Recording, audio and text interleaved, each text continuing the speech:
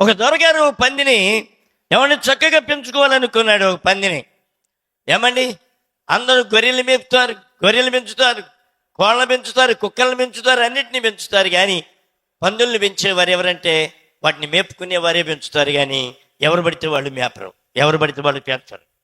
కాబట్టి దొరగారికి చాలా ఏమండి దాన్ని చూడంగానే చాలా ముచ్చటేసింది. ఏమండి ఆ పందిని తీసుకుని వచ్చాడు. బాగా మంచి సోపుతో, కాస్ట్లీ సోపుతో స్నానం చేయించాడు. దానికి ఒక డ్రెస్ కుట్టించాడు టైలర్ దగ్గరికి వెళ్ళి. ఏమండి తర్వాత దానికి మంచి పట్టుపరుపు, ఏమండి దానికి ఒక మంచి బెడ్, దానికి మంచి ఏమండి పాత్రలో తినడానికి మంచి ఆహారం, టేబుల్ మీద ఆహారం. చూడండి దాని యొక్క జీవితమే, దాని లైఫే మారిపోయింది. దానికి ఏమండి మెళ్ళ ఒక హారాన్ని చేయించాడు, గొలుసుని, ముక్కుకి మంచి కమ్మిని పెట్టాడు. ఏమండి అలాగూ దానికి ఒక ఇంగ్లీష్లో మంచి పేరు ఒకటి పెట్టాడు.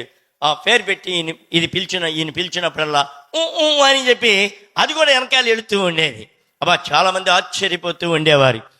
రోజు కాసేపు ఆయన నేమ్ రావటం కొరకు, ఆయన పేరు రావటం కొరకు, అయ్యో ఈయన చూడండి ఎవరు పందంటే ఊరుకోడిన ఎందుకు ముద్దు పేరు పెట్టుకున్నాడు. దానికి ఈ ముద్దు పేరుతో పిలవంగానే అది కూడా వెనకబడి వస్తూ ఉండేది. రోజుకొకసారి ఓ ట్రిప్ వేసేవాళ్ళు ఊళ్ళో.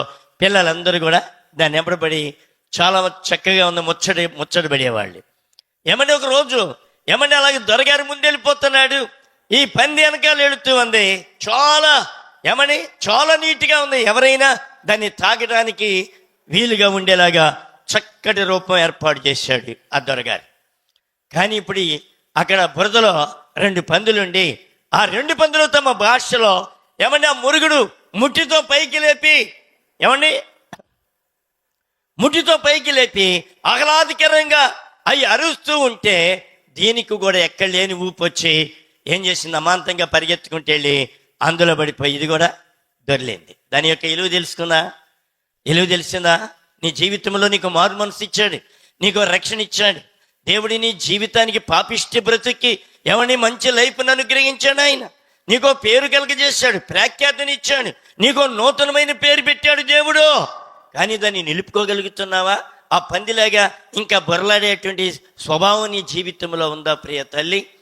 దేవుడి నన్ను పట్టుకుని ఎన్నుకొని ఏర్పాటు చేసుకుని ఒక మంచి రూపురేఖలు నీకు ఇవ్వాలని ఆయన ఆలోచన చేస్తుంటే ఆయన ఆలోచన నువ్వేం చేస్తున్నావు అనేది దేవుడు నిన్ను అడుగుతూ ఉన్నాడు.